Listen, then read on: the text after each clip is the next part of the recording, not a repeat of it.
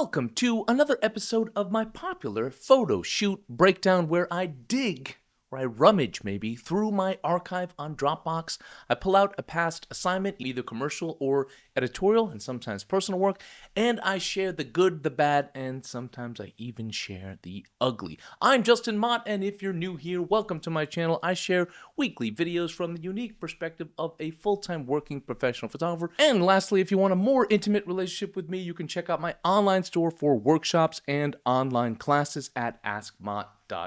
Enough of the promo, let's jump right in to today's breakdown. This shoot was for Hotel Indigo in Singapore, and it was from 2015. Man, 10 years flew by. Indigo is a boutique hotel brand under the IHG umbrella. If you don't know IHG, you probably know Intercontinental Hotels. They're under that umbrella. And at the time, and still now, we are one of their approved global vendors for video and for photography. So the Indigo brand is quite unique. It's a fun brand with a strong local vibe. They were brand new at the time. They're all about neighborhood stories and cultural flavor. So at that time, I'd done a lot of hotel shoots around the world, but this one was quite different because this was like a pre-opening. Normally when we do pre-opening shots, sort of find that sweet spot usually about a week or two before their grand opening or their soft opening. We might do all their room shots, their lobby shots, the gym, meeting rooms, all that kind of stuff, and then maybe even do model shots as well before you get all the guests there. Sometimes the budget allows for that to happen in one phase, sometimes it's two phases.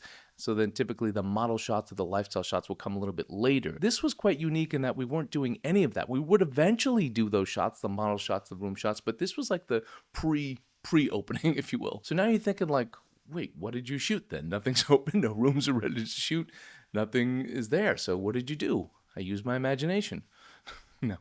What they wanted, because it fit with the brand well, is they wanted sort of editorial style images that captured the neighborhood and little video vignettes. They wanted visuals that told the story of the neighborhood, Katong, Singapore. And these were to be used to promote the hotel, promote the neighborhood, but also, here's a little twist, also to be printed at large scale artwork throughout the hotel. This was very different for me at the time. This is something I wish more clients of ours would do, and I think this brand is unique that they can do that. And I thought a lot of hotels would catch on to this and want to do this, but they haven't. Maybe it's something I need to push a package for, but they tend to not have a good budget for this. So back to the neighborhood. Katong is a vibrant area rich in heritage. It's famous for its colorful Peranakan shop houses, its intricate tile work, diverse food culture, and deep-rooted local traditions. It's a beautiful blend of Chinese, Malay, and colonial influences. It's kind of like a photographer's dream, especially if you like to shoot color. So the way we approached this was we had one day of video with already like planned characters, people that had relationships with the hotel team, with the marketing team,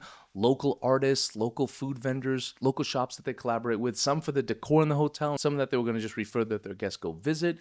And so this was going to be used in a lot of ways. So in addition to the artwork that they were going to put in the hotel, we're also telling these little vignettes, these little stories of some of their characters. And so the way we did it was I broke up one day of video, shooting video and doubling up doing stills. Then I had another day where I was just able to wander freely and look for stories, look for these little mini stories, look for these little series of stories, about 3 to 5 images that captured the culture, that captured the food, that captured the architecture and the people of the neighborhood. And so that was my approach, was one day sort of tethered with the client and one day just sort of like, let me go loose. And always, guess what? When do you always get your best images? When they let you loose. But when I was able to wander the neighborhood, it just worked out really well. I found this really colorful Hindu temple. I went in there, found some beautiful light, found some willing subject, found some great color, and just a nice little scene. That was probably my favorite overall. Then I just wandered around looking at the tiles, looking for people. If people give me a little bit more time, I'd try to tell a little mini story, just sort of seeing what they're doing, sort of asked to be a part of their lives for a little bit.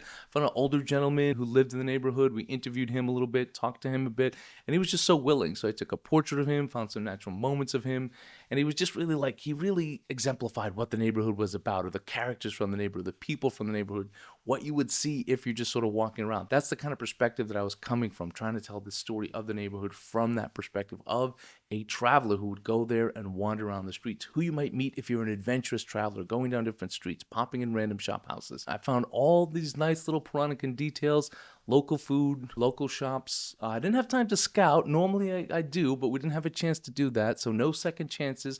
Had to move fast, build small little visual stories, 3 to 5 images, and all of it on the fly. And it was a really cool shoot and a lot of pressure because, like, in the end, normally my images are going to live on the website, which is great, and that's one thing, and that's its own pressure. But this was going to be my artwork living in there, living inside the hotel with my name on it all throughout the hotel. So it's a lot of pressure to really get this right. Ideally, I'd love to just have like a week and be able to shoot the way I shot, which is very natural, very authentic, and using natural light. But I think maybe my favorite was the uncle, the older guy I talked about that I met, and just sort of hang outside his home and talking to him for a bit, taking a couple portraits. It was just kind of raw and spontaneous and just really personal. It was kind of like a nice little human moment that I love, a very genuine moment. My regrets from the shoot, like, I always want to be better. I always want to get better light, better moments, better layers. But I would say where I was weakest on this was the food. As a vegetarian, I don't experience a lot of the food. I still try to approach it like, oh, I still photograph meat. I don't love to, but I still do. But I just think I could have done more with that if I had more time. At least showcase the dining aspect of it and the food a little bit better. What I'll do in these situations, like, I know they wanted to get some laksa shots. It was a laksa stall. I got a quick portrait of this woman, but she was busy. Put the laksa in some natural light. But I could have done more with that. I think always food photography is my weakest. I'm decent at like editorial food photography, but I don't know. I felt like I could have done more to capture the ambiance of the street food there and what it's all about. And so, again, it's a balance of time. I tend to gravitate towards people over food, although you might not be able to tell by looking at me. But yeah, anyway, so that was probably my weakest. But overall, I was very happy. My images still live on the hotel website. Also, my images are printed really big throughout the hotel. And that's kind of cool because every once in a while I get a photo from someone's like, hey, I'm staying at Indigo Katong in Singapore and I see your photo and your name. Like, oh, that's cool. It's very unique for me. It's not something that hotels normally do, but I wish they would do it more. These little neighborhood stories. Let a photographer that you trust, of course, let him loose a little bit. Tell a little bit of a story, especially someone like me with that editorial background from all those New York Times stories I did, all those 36-hour stories I did for the New York Times and Condé Nast and all these other travel magazines through the years. I think I'm well suited to do this kind of work, and I'd love to do more. Anyway, that's it for today, guys. I hope you enjoyed this episode. I'll end with, we'll call these my 5 favorites, just for different reasons. Not my 5 favorite series, but maybe my 5 favorite individual images. Thank you guys for tuning in. Don't forget to check out my online store at askmott.com.